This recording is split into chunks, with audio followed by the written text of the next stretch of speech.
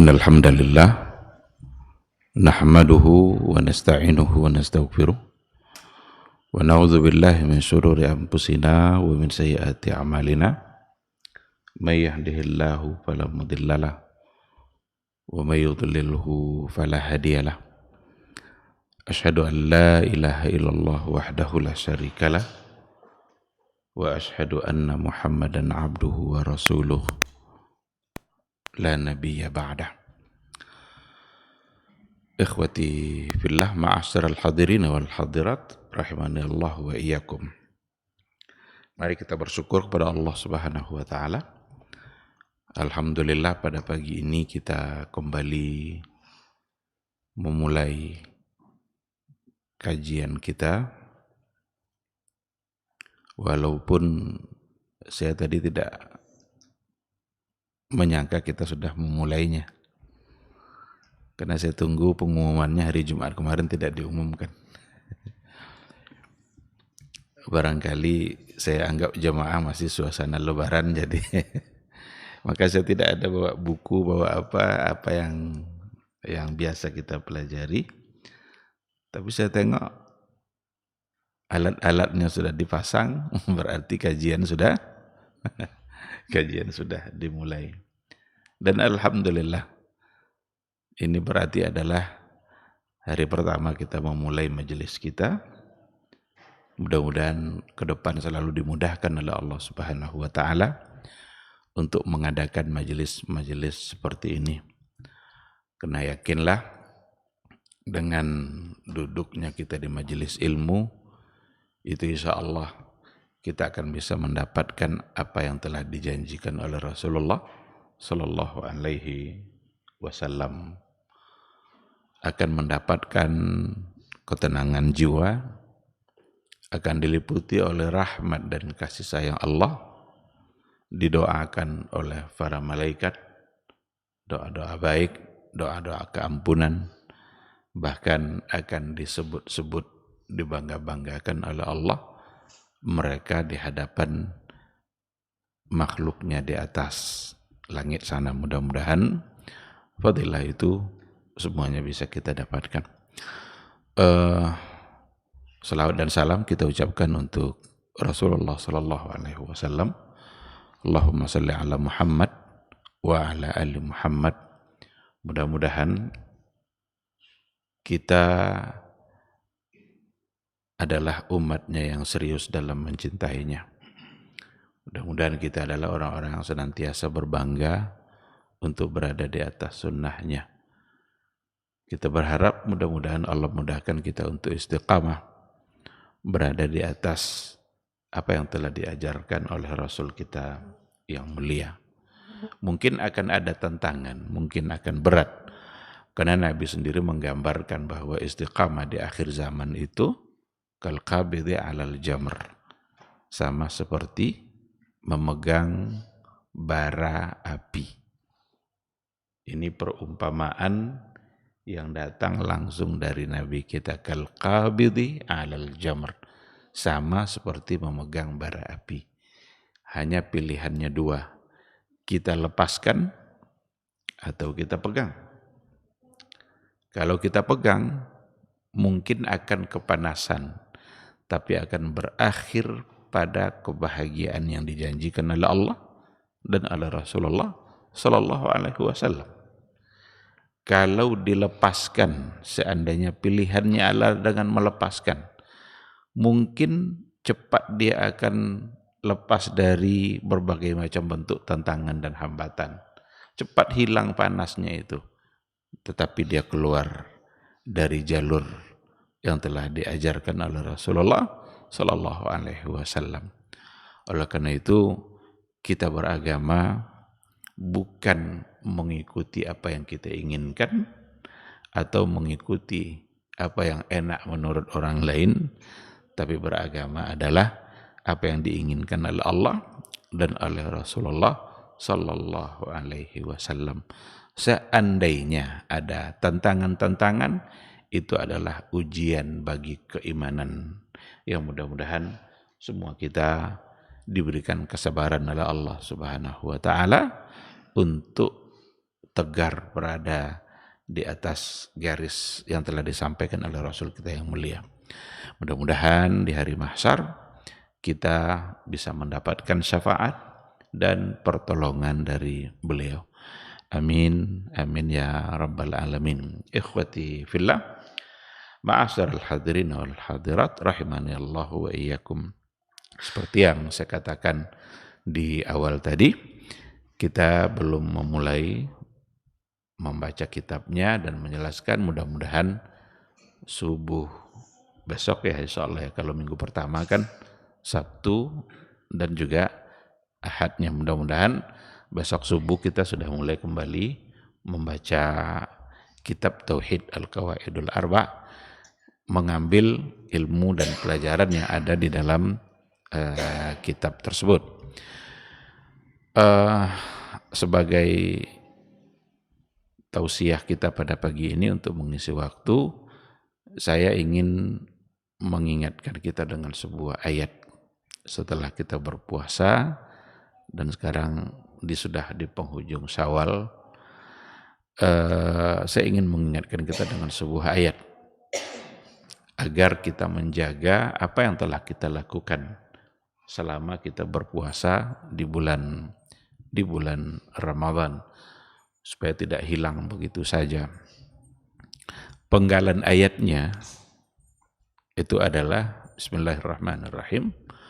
Wala takunu kallati naqadat ghazlaha min ba'di quwwatin ankatha. Itu dalam surat An-Nahl ayat 92. Artinya adalah, janganlah kalian seperti seorang perempuan yang mengurai kembali benang yang ditenunnya di pagi hari. Jadi kerjanya adalah pagi hari menenun, sore hari mengurai kembali benang itu.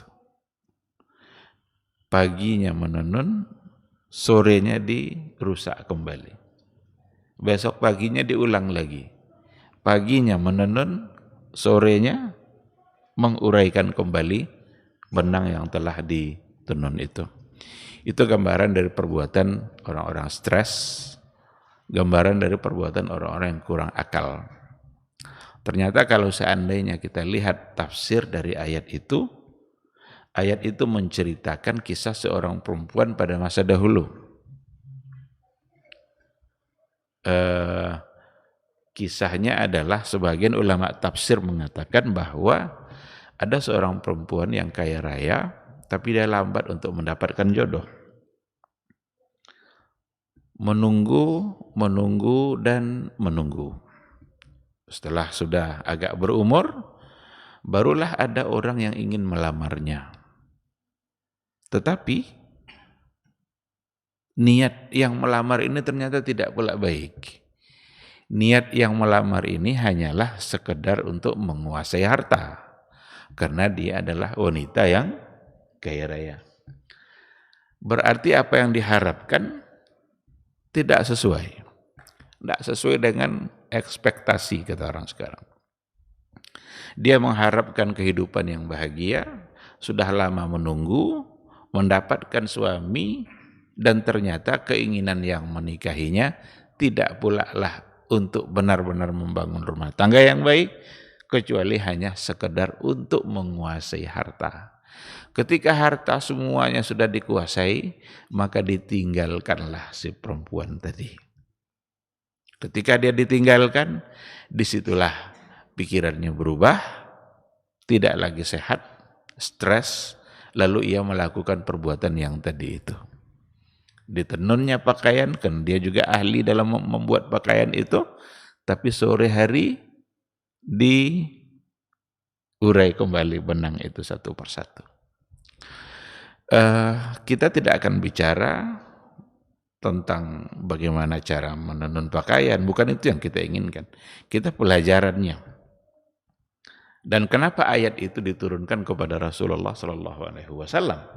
Itu dipastikan ada ibrah, dipastikan ada pelajaran yang besar yang perlu untuk kita tangkap. Ibaratnya sebulan penuh kita berpuasa itu, kita sebenarnya adalah sedang menenun pakaian itu. Dan pakaian itu sudah jadi. Jadilah pakaian yang sangat indah dipandang mata. Warnanya menarik.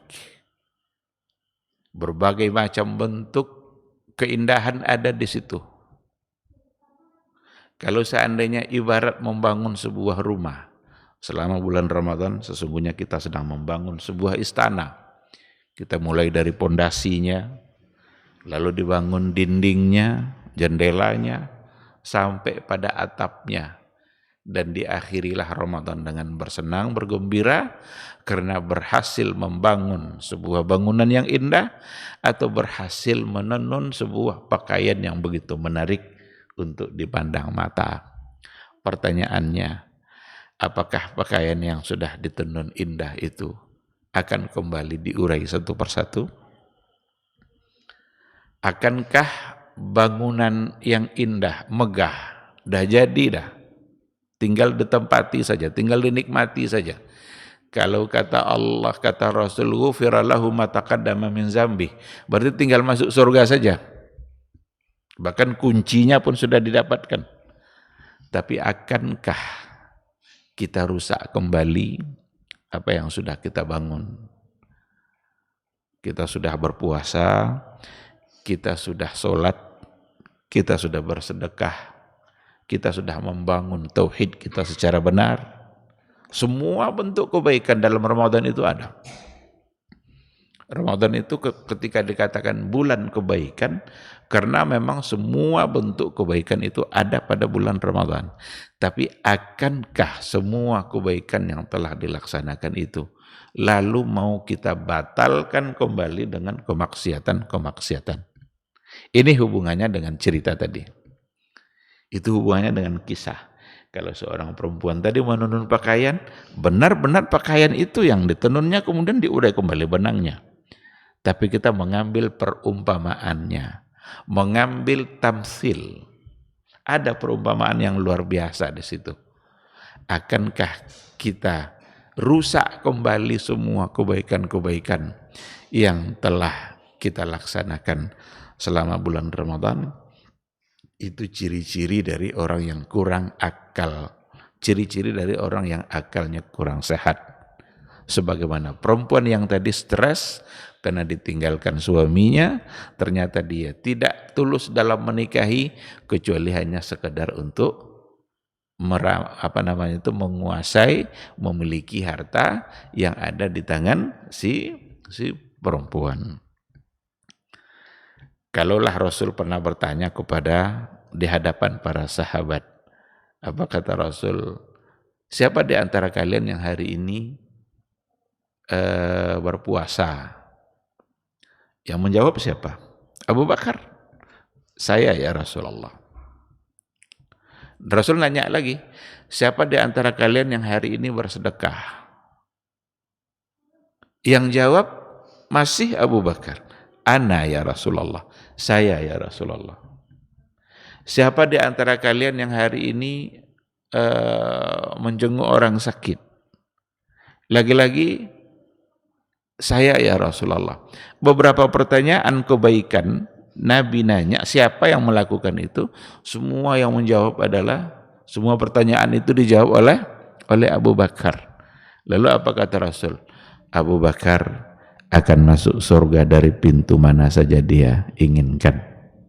Berarti kebaikan-kebaikan yang dilakukan oleh Abu Bakar tadi, karena dia yang melakukan, membuat dia bisa masuk surga. Dan semua kebaikan itu ada dalam Ramadan. Terkumpul semua di dalamnya. Itulah yang sudah kita laksanakan itu. Itulah yang sudah dilakukan.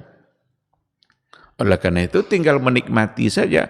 Ghufira lahu ma taqaddama min dzambi. Diampuni dosanya yang telah berlalu. Kalau sudah diampuni, apalagi setelah itu kalau bukan surga? Kalau Allah sudah mengampuni dosa, berarti tidak ada lagi langkah berikutnya kecuali untuk masuk surga. Tetapi kalau seandainya sikap kita sama seperti perempuan yang tadi itu, mengurai kembali benang itu di sore hari, berarti harapan untuk mendapatkan surga mungkin akan sirna. Karena kita kembali merusaknya.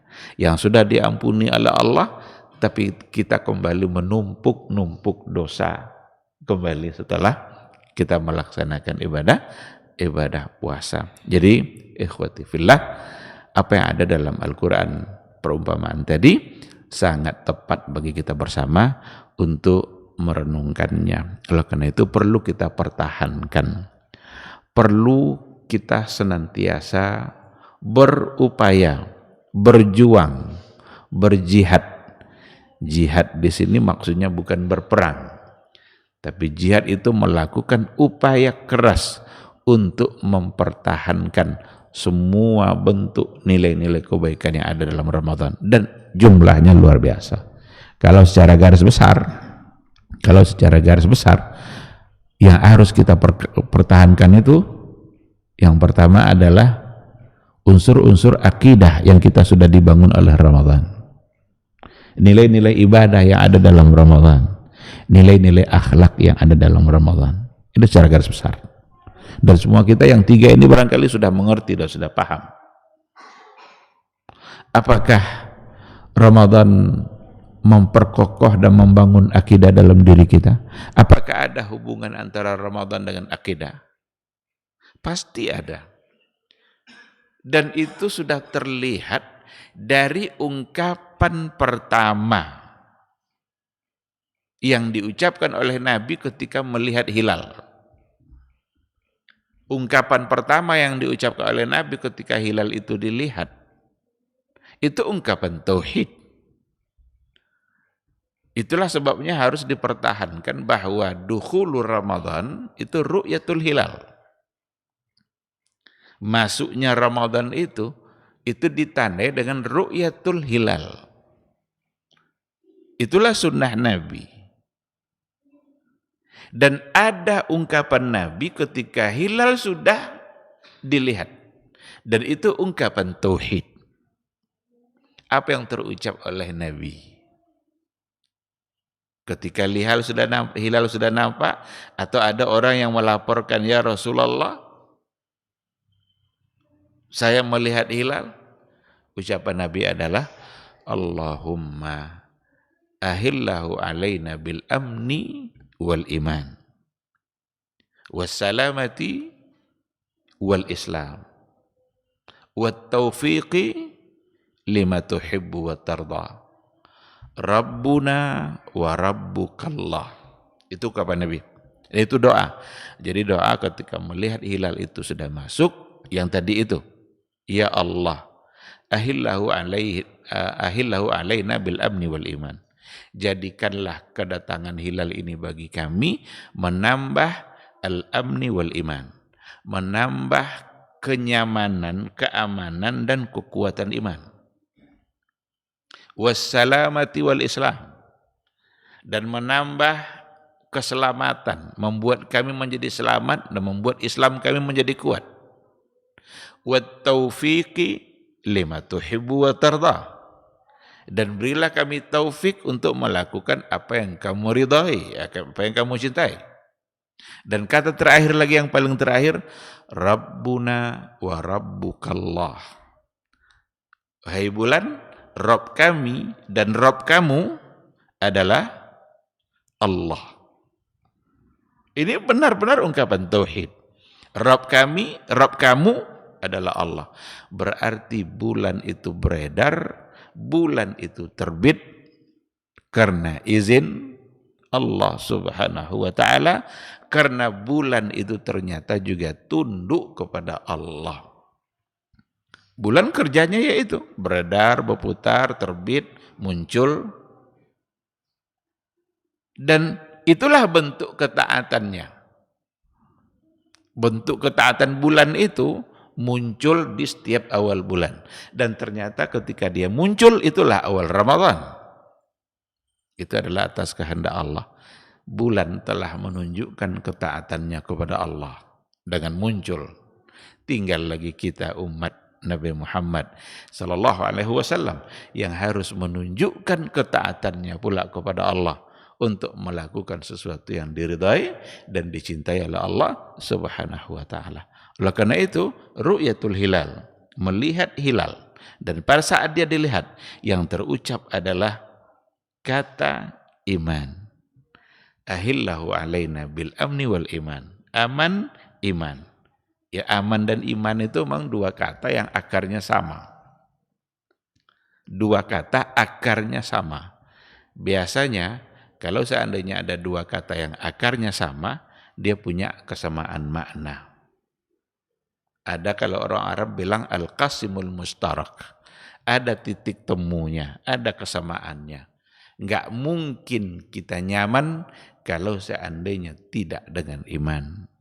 Salamah dengan Islam itu dua kata yang akarnya sama.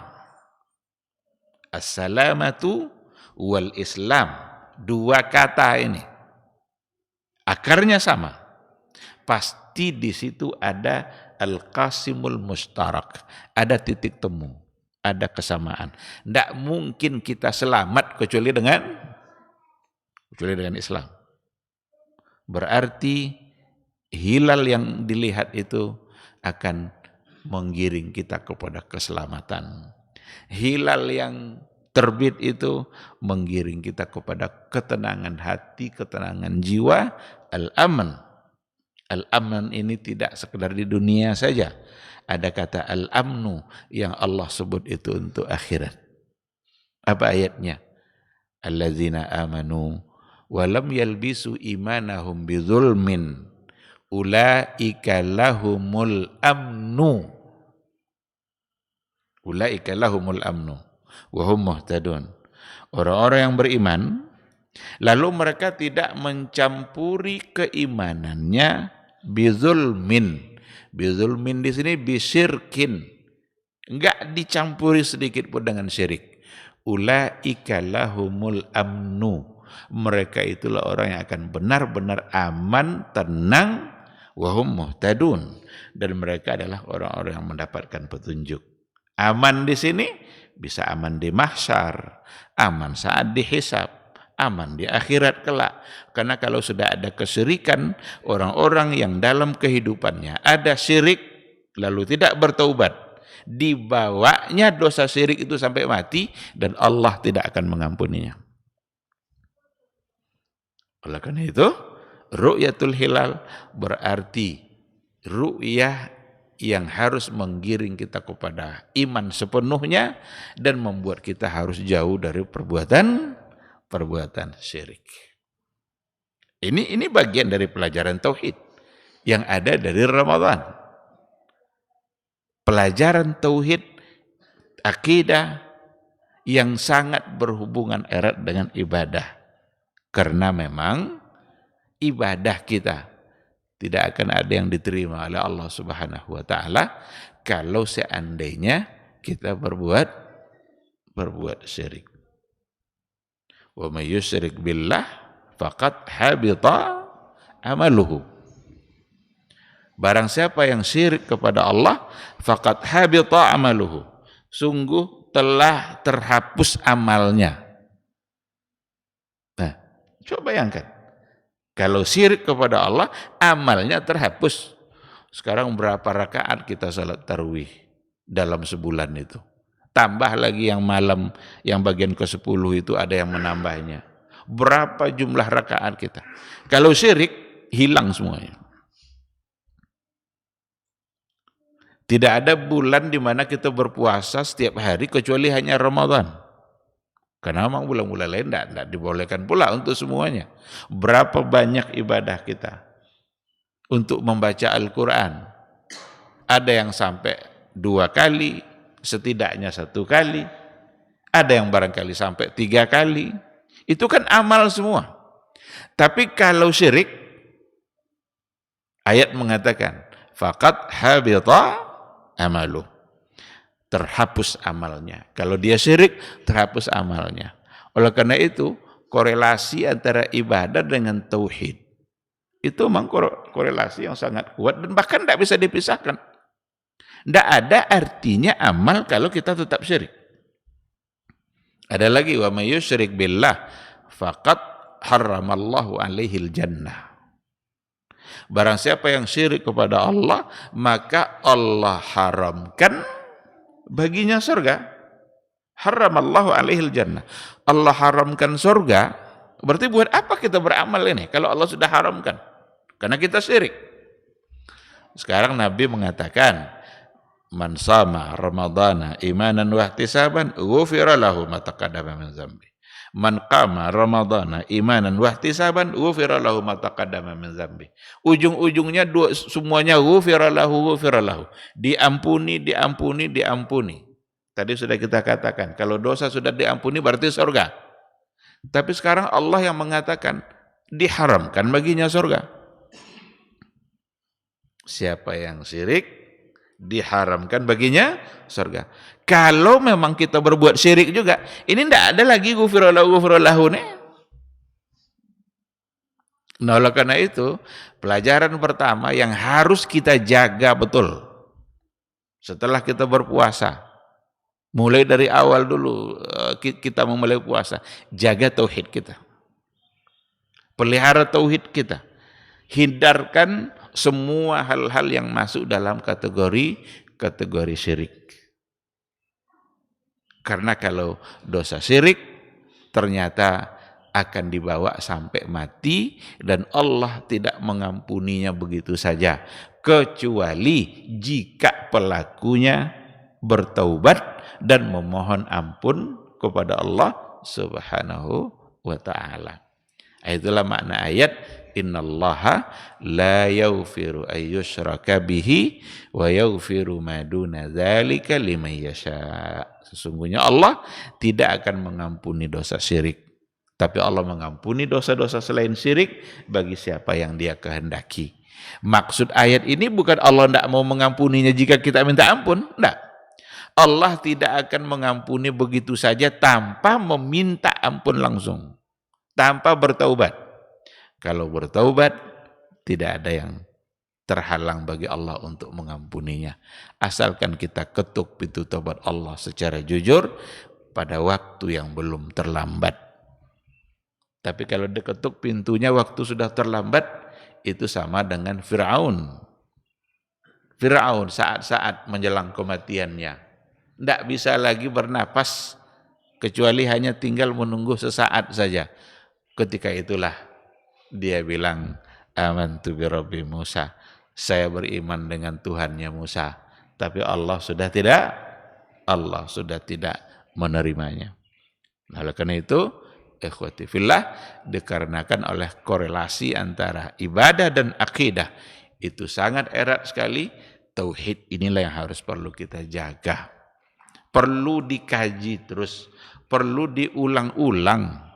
Karena banyak orang yang terjebak ke dalam perbuatan-perbuatan yang di dalamnya ada unsur kesyirikan tanpa disadari bahwa itu adalah syirik.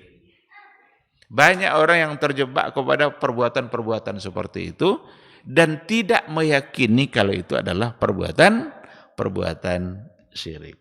Kadang-kadang diandalkan pula, oh itu kan banyak orang yang melakukan.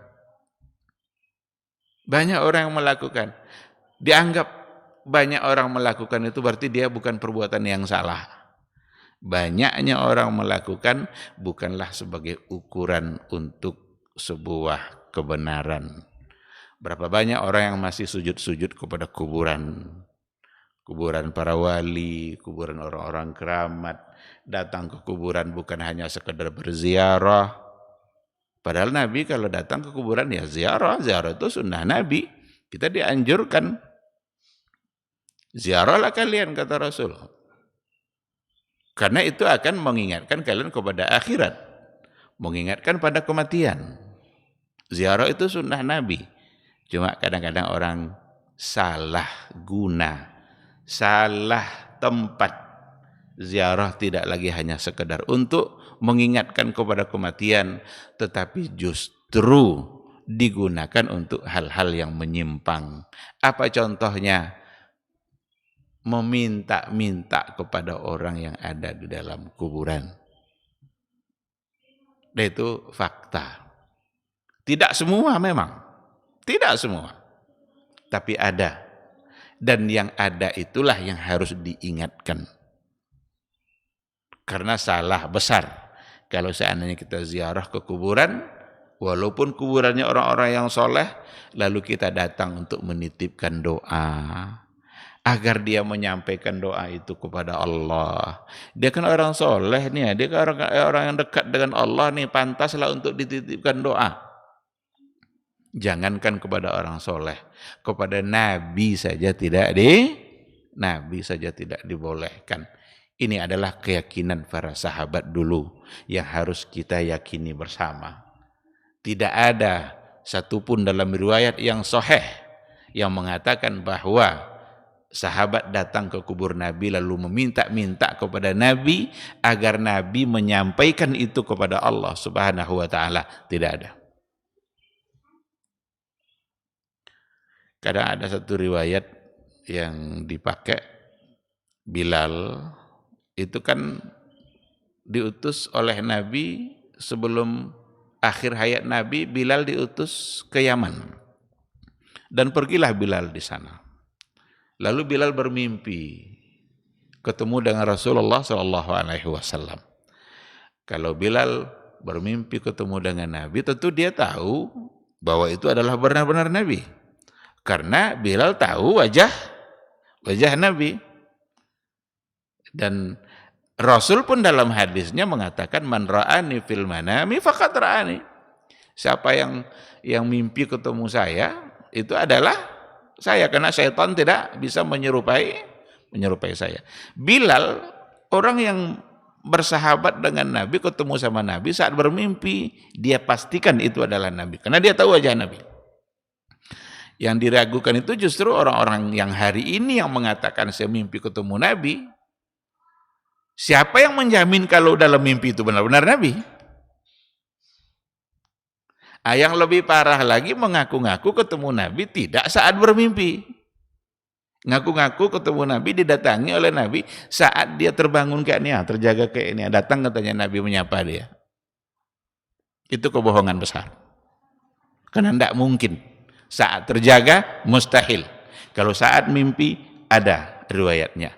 Maka mimpilah Bilal. Ma hadzal jafa ya Bilal. Kok lama kali kamu tidak mengunjungi saya? Mendengar kata itu, besoknya Bilal langsung bergegas sampai ke Madinah. Nabi yang ngomong gitu. Sahabat pun kaget karena Bilal tiba-tiba datang. Tujuan pertamanya adalah ziarah untuk ke kubur Nabi, dan Bilal menangis di situ. Ini yang kadang sering dijadikan alasan. Kan Bilal juga nangis tuh di kubur Nabi. Nangisnya Bilal itu nangis yang terjaga dari syirik. Nangisnya Bilal itu benar-benar karena kerinduannya, karena Rasul adalah sahabat Rasulullah sallallahu alaihi wasallam. Tapi terkadang orang-orang yang kalau hari ini melakukan hal itu terkadang terjebak kepada kesyirikan, tidak hanya sekadar menangis kerinduan, tetapi diikutkan dengan hal-hal yang di dalamnya ada unsur-unsur kesyirikan. Tidak semuanya betul, tapi ada. Maka perlu untuk diingatkan bagi mereka-mereka yang terbawa kepada perasaan. Jangankan kuburan Nabi, kuburan yang dianggap keramat saja, orang bisa di situ menangis-nangis, bisa berputar-putar untuk tawaf, padahal tawaf tempatnya hanya satu, yaitu Ka'bah al-Musyarrafah. Tidak ada tempat tawaf selain daripada itu, tawaful ibadah. Seandainya ada orang yang tawaf di kuburan kiai-kiai, dan itu adalah bagian dari ibadah, berarti itu perbuatan syirik. Itu banyak terjadi. Sambil memanggil-manggil orang yang ada di dalam kuburan itu. Seperti orang-orang Syiah. Ya Husain, ya Husain, madadna ya Husain. Madad, madad ya Husain. Itu ungkapan mereka. Kalau seandainya sampai ke kuburan Husain, cucunya Rasulullah sallallahu alaihi wasallam, mereka tidak lagi meminta kepada Allah, tapi mereka meminta kepada Husain.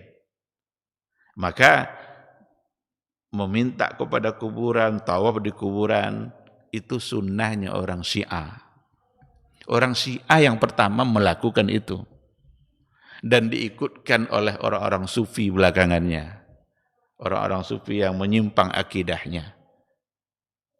Ketika ada wali-wali yang dianggap keramat dikuburkan, maka jadilah kuburannya itu tempat mustajab untuk mendapatkan, untuk dikabulkan doa, sehingga mereka enggak mau berdoa kecuali kalau sudah sampai di kuburan. Padahal kalau untuk berdoa tidak mesti kita berada di samping kuburan manapun. Justru masuklah ke dalam masjid, sholatlah dalam masjid, lalu berdoa kepada Allah. Itu jauh lebih selamat daripada meyakini bahwa doa itu lambat dikabulkan kalau tidak diucapkan di samping kubur. Samping kubur ini berarti sudah menjadikan kuburan itu sebagai tawassul dalam doanya, dan itu terlarang dalam Islam. Keyakinan seperti inilah yang harus kita jaga, karena kalau enggak, buat apa banyak-banyak berpuasa, buat apa banyak-banyak kemarin itu salat tarawih, buat apa banyak-banyak bersedekah, kalau pada akhirnya Allah mengatakan faqad habita amaluhu wa may yusyrik billah faqad habita amaluh. Siapa yang syirik kepada Allah, maka terhapuslah amalnya. Wa may yusyrik billah faqad harramallahu alaihil jannah. Siapa yang syirik pada Allah, Allah haramkan baginya surga. Ayo ikhwati billah, pelajaran tauhid luar biasa. Kalau seandainya kita ambil dari ibadah puasa, itu sebagian kecil dari yang saya sampaikan. Belum lagi ketika Nabi menyebutkan keutamaan ibadah Ramadan itu selalu diikutkan dengan imanan wahtisaban. Man sama Ramadana imanan wahtisaban. Man qama Ramadana imanan wahtisaban. Man qama Lailatul Qadri. Ada satu hadis khusus untuk Lailatul Qadri. Man qama Lailatul Qadri imanan wahtisaban. Ini imanannya apa nih? Kalau bukan tauhid, kalau bukan akidah. Kapan wufira ini kita dapatkan? Imanan kan? Siapa yang begini dasarnya iman. Siapa yang menghidupkan Lailatul Qadar, dasarnya iman. Tauhid berarti. Dan tauhid itu adalah lawannya syirik. Artinya, kalau imannya yang enggak beres, kalau masih bercampur dengan kesyirikan, dia tidak mendapatkan janji Nabi itu. Tidak ada ghufira lahunya. Karena tauhidnya yang masih bermasalah.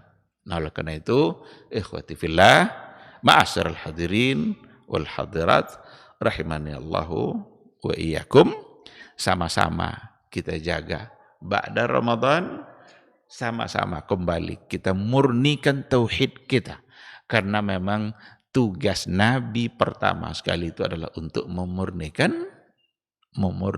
tauhid, untuk menghindarkan umat ini dari perbuatan syirik, agar mereka murni menyembah Allah. Karena kalau syirik itu berarti ada yang lain yang disembah selain Allah. Yang disembah dalam artian ada yang lain yang kepadanya dia berikan hak-hak Allah yang seharusnya hanya diberikan kepada Allah saja. Contohlah yang tadi itu doa umpamanya.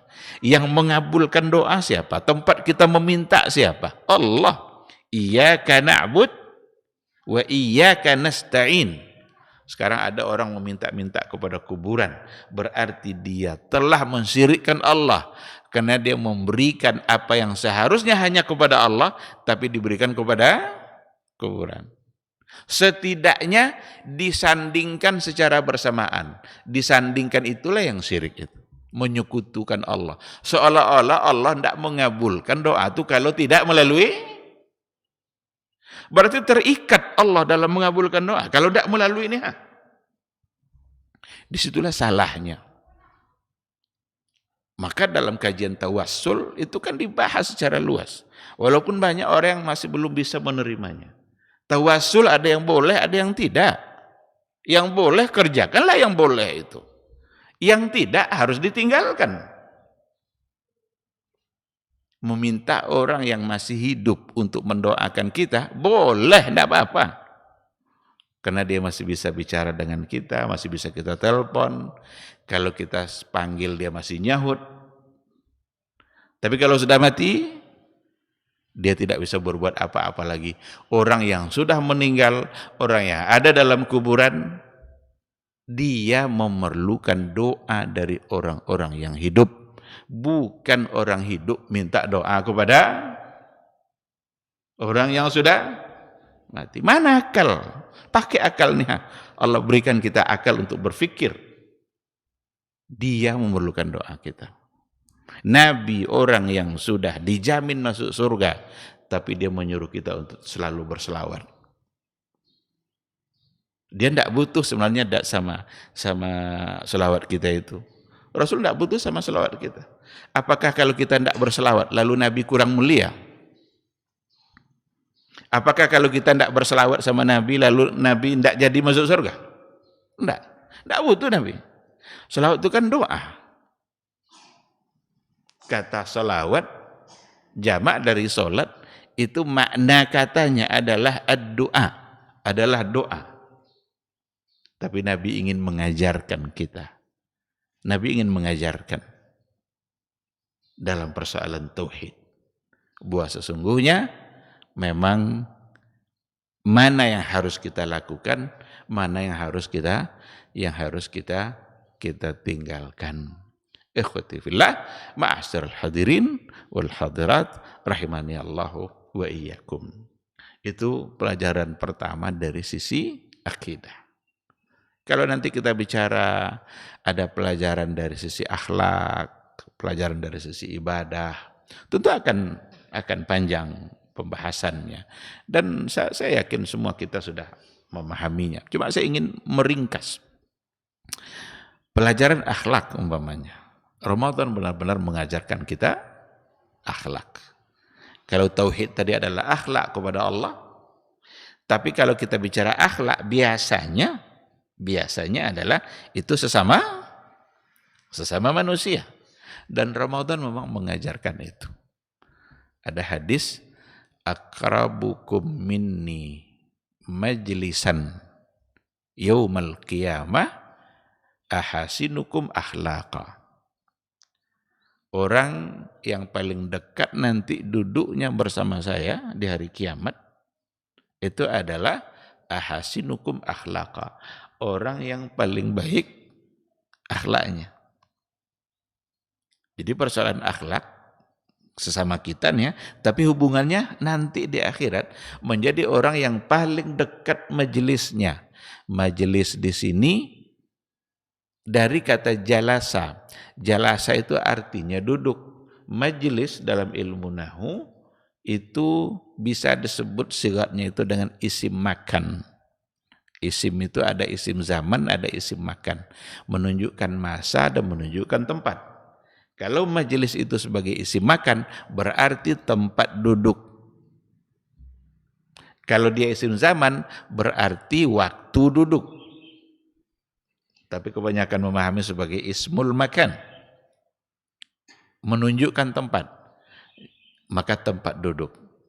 Aqrabukum minni majlisan.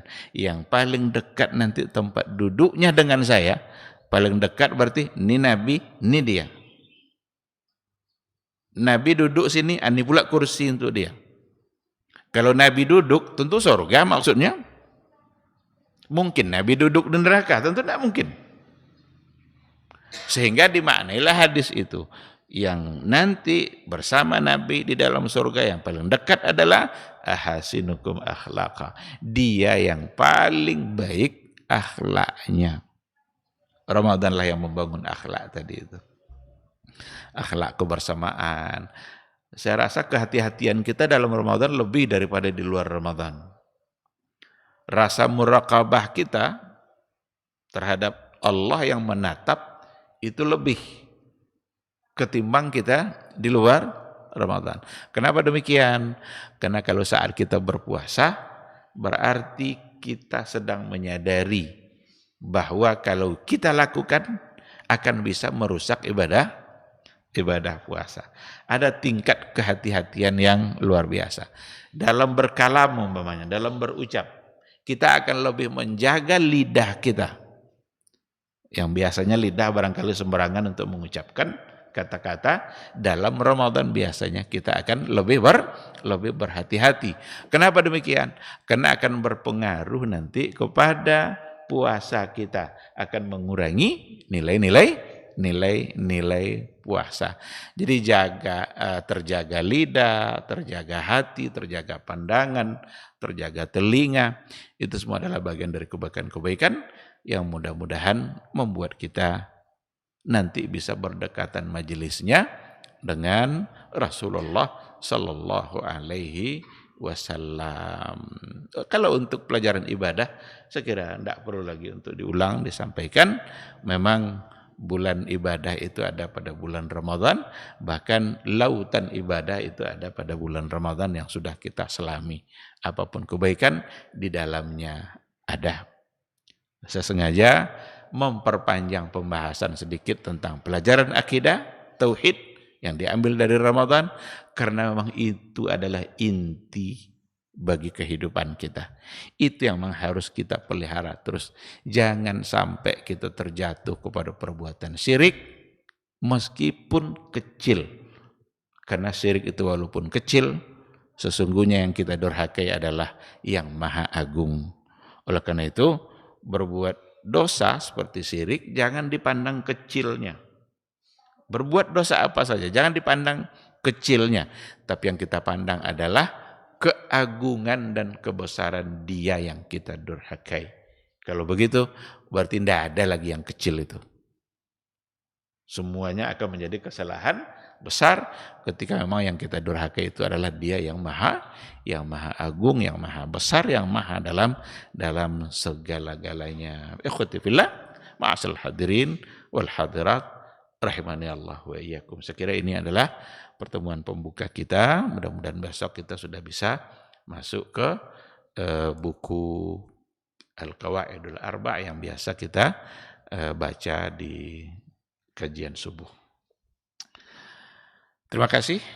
Kalau ada pertanyaan, silakan. Kalau tidak, kita tutup.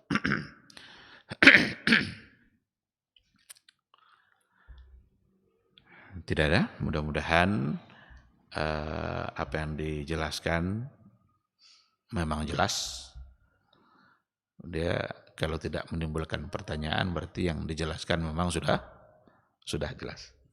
Atau tak ada yang jelas sehingga tak ada yang bisa ditanya.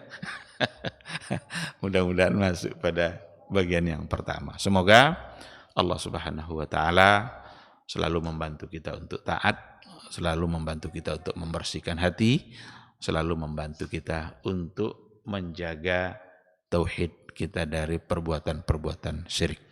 Amin amin ya rabbal alamin. Ini cendek kok tapi ala nak subhanakallah le buang ke tangan. Silakan. Hmm.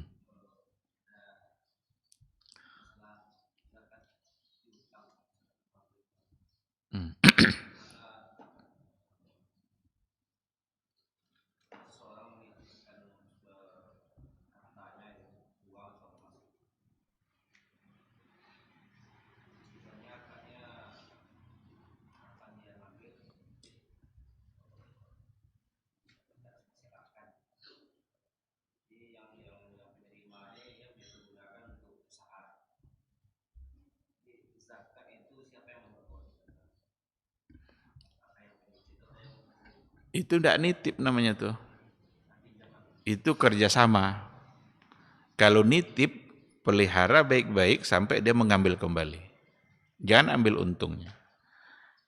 Tapi kalau kerjasama, ini jadikanlah sebagai modal. Berarti dia kerjasama. Nanti bisa saja keuntungan dibagi. Atau dipinjam, lalu dijadikan modal. Dan semua hukum itu akan menjadi berbeda. Kalau seandainya dalam bentuk syirkah, diberikannya emas atau uang, nih uang ini 100 juta nih, jadikanlah modal. Lalu nanti kasih saya hasilnya, berarti bagi hasil, itu namanya musyarakah. Dan zakat dihitung berdua, zakat dia berdua, karena sama dengan mudharabah, satu mengasih modal, satu yang bekerja. Tapi kalau seandainya dia meminjam, pinjamkan saya uang 100 juta, ternyata itu adalah untuk modal.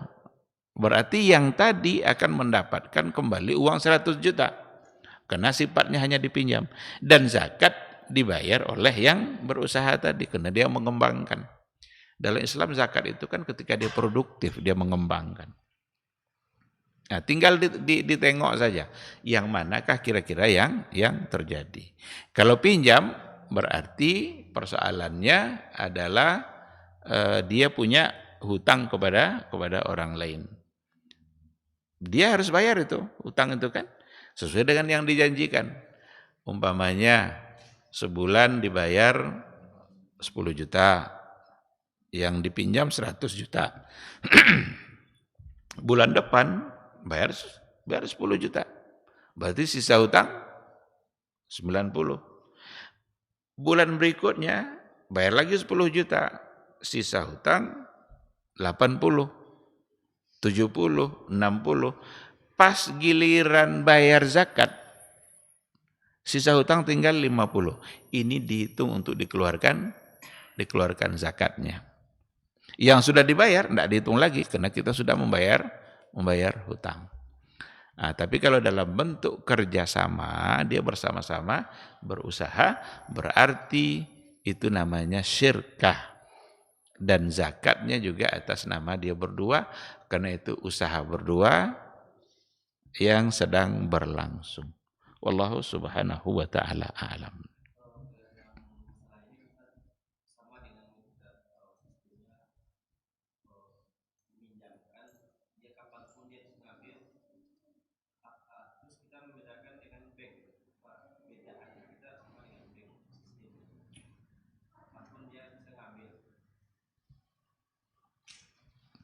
Dia mau meminjamkan lalu dia ambil kapan saja.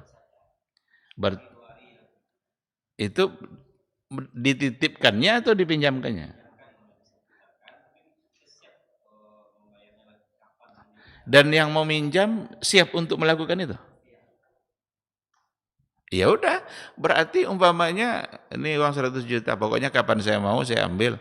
2 hari berikutnya buat sini 100 juta katanya. Siap. Ya berarti ketika dia mengambil, berarti kita sudah selesai.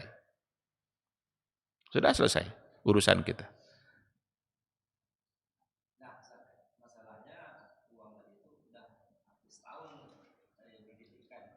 Enggak juga diambil-ambil. Enggak, seharusnya dikasih tahu, saya akan pakai untuk ini. Dalam Islam itu memang akad kan harus jelas. Nah, 3 syarat akad. Harus jelas, harus adil, harus komitmen. Jelas, adil, enggak boleh enggak jelas. Kalau nanti sudah ada kejelasan, oh iyalah kamu kembangkan dan kita bagi hasil. Nanti hasilnya harus adil. Dalam melaksanakan pekerjaannya nanti tentu ada syarat-syarat, harus komitmen. Karena itu nanti bisa-bisa merugikan yang memegang uang. Baru saja uang ini dikembangkan, tiba-tiba seminggu berikutnya dia minta. Kapan mau minta saja itu, berarti nitip itu sebenarnya.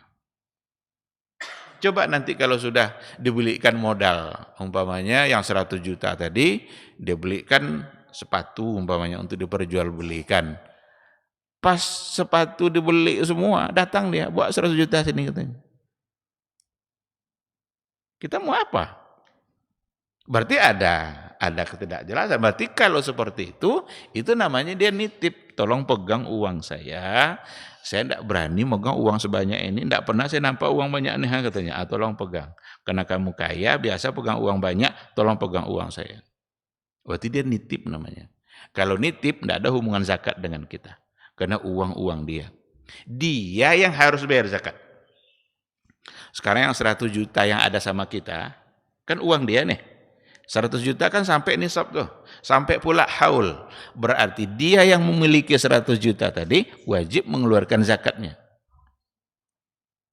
Karena uang dia, murni uang dia. Jadi dari awal harus ada kejelasan. Muamalah silakanlah untuk dikembangkan seluas-luasnya, tapi jangan ada pihak yang dirugikan. Jangan ada ketidakjelasan. Harus ada keadilan di situ. Kalau memang akan dikembangkan, sampaikan ke dia. Mau saya pinjam nih atau kamu mau kerjasama dengan saya? Kalau kerjasama biasanya sama-sama menguntungkan karena bagi hasil. Tapi kalau pinjam, dia akan mendapat kembali sejumlah uang yang dia berikan tanpa mendapatkan untung apapun. Keuntungan didapat oleh yang berusaha. Wallahu a'lam.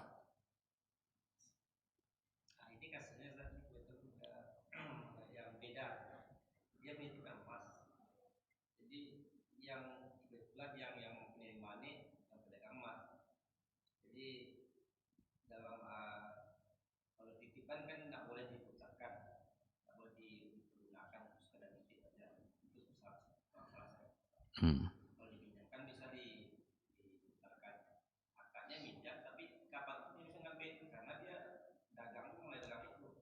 Nah ini harus dari awal didudukkan, harus dijelaskan. Karena kalau nitip, lalu kalau hilang kemana coba? Siapa yang tanggung jawab? Kan gitu, ada konsekuensi. Maka orang yang menerima titipan, dia mendapatkan pahala besar. Karena dia siap untuk menjaga. Mahasiswa mau pulang kampung nih, pulangnya pakai travel, dititipkanlah motor ke tetangga. Kan dia jaga tuh. Ada aturan-aturannya kan, kalau hilang kemana? Siapa yang akan bertanggung jawab? Ketika dia siap untuk menerima amanah itu, berarti pahalanya besar. Dia telah membantu saudaranya. Itu bagian dari ta'awanu 'alal birri wat taqwa. Wala ta'awanu 'alal itsmi wal 'udwan. Oleh karena itu dari awal memang harus dijelaskan. Biar sama-sama nyaman.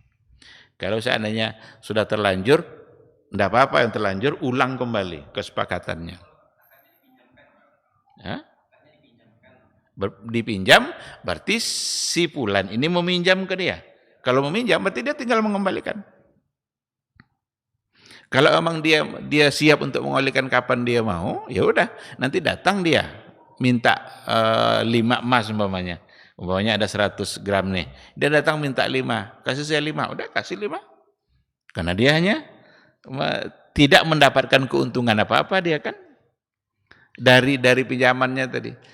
Tapi kalau ingin mendapatkan keuntungan ya pakai sistem bagi hasil. Nah, ini emas saya tolong diputar, berarti ada sahamnya di situ. Dan dia mendapatkan persentase nanti dari usaha yang berlangsung. Allah Subhanahu wa taala a'lam.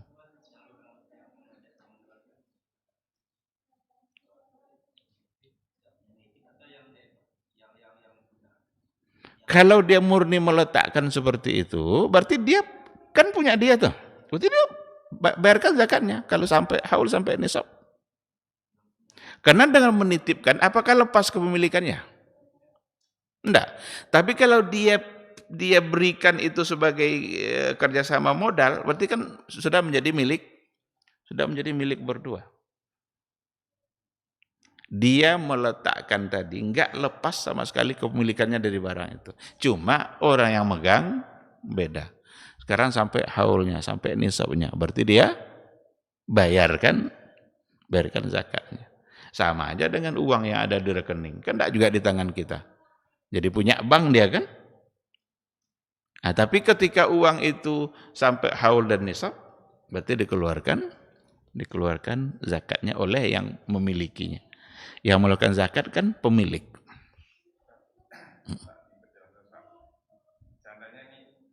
Ini hubungan sama yang tadi ya.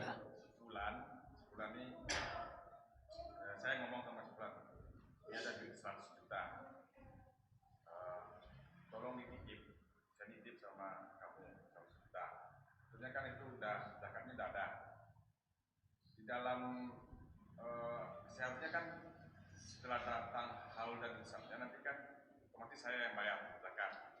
Tapi si fulan mempergunakan uang itu untuk usahanya. Jadi gimana tuh?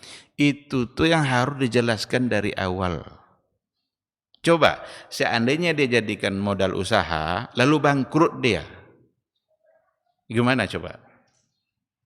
Kata yang menitip, saya tidak mau tahu bangkrut tidak bangkrut. Yang penting saya hanya nitip, bawa sini 100 juta. Tidak ada lagi bangkrut katanya. Bisa? Tidak kan? Nah, ini yang dihindarkan oleh Islam itu agar di masa yang akan datang tidak terjadi masalah. Sehingga akadnya harus jelas. Terus yang kedua Ustaz, ini untuk perjelas saya. 100 juta dipinjamkan, berarti zakatnya otomatis karena dimanfaatkan untuk usaha, kan berarti zakatnya dibagi dua. Dipinjamkan dalam kerjasama, musyarakah. Berarti zakatnya dibagi dua. Artinya kewajiban berdua, karena dia usahanya berdua. Satu punya modal, satu yang berusaha. Nah, itu dia. Kalau gini Ustaz, kita akadnya dari awal 100 juta, nanti kan ada keuntungan. Kalau kita dari keuntungan itu nanti kita bilang udah berapa keuntungan bayar zakat. Apa boleh itu Ustaz? Tadi potong aja nanti saya. Apa boleh itu Ustaz? Nanti kan ada Artinya zakat hanya dari keuntungan dia. Keuntungan yang ini tidak kena. diambil dari hasil usaha. Ya berarti akan berpengaruh nanti kepada bagi hasil jatah dia berdua. Ya memang seperti itu. Dikeluarkan zakat itu memang akan mengurangi. Seharusnya dia berdua dapat untungnya 100 juta umpamanya. Karena sudah dikeluarkan zakatnya, mungkin akan menjadi 98 atau 97. Karena ada porsi zakat yang sudah dikeluarkan. Itu menjadi pahala dia berdua. Berarti poin pertama tadi ini untuk memperjelas saya sebagai gampang. Kita pinjamkan duit sama si fulan, akadnya titip. Seandainya si fulan itu menyalahgunakan, berarti titip kan tidak boleh dipergunakan. Ya kan Ustaz ya? Berarti seandainya dia menyalahgunakan pemakaian, berarti fulan yang kena. Ya berarti dia tidak amanah dalam menjaga titipan. Tahu-tahu nanti terjadi sesuatu. Nah, dia tentu wajib bertanggung jawab. Terus saya titip uang, tapi akadnya nanti saya pergunakan kata sebulan. Berarti otomatis itu bagi hasil Ustaz ya. Saya titip duit 100 juta. Dan sebulan ngomong, ini nanti saya putarkan untuk usaha saya. Berarti otomatis itu dibagi hasil. Tidak boleh otomatis, tapi mesti disepakati di awal. Karena nanti kalau untungnya sudah banyak, biasanya orang kalau sudah banyak duit bisa berkelahi. Sulit dia untuk, kan tidak ada kesepakatan kemarin kita bagi hasil katanya. Kan cuma nitip aja. Jadi memang dari awal harus disepakati. Jelas, adil dan komitmen ini tiga ini mesti ada. Jelas, adil, komitmen. Baik, ikhwati fillah, terima kasih. Saya kira kita cukupkan sampai di sini kajian kita. Insya Allah kita sambung besok dengan kajian bukunya. Subhanakallahumma bihamdika asyhadu an la ilaha illa anta astaghfiruka wa atubu ilaik. Wassalamualaikum warahmatullahi wabarakatuh.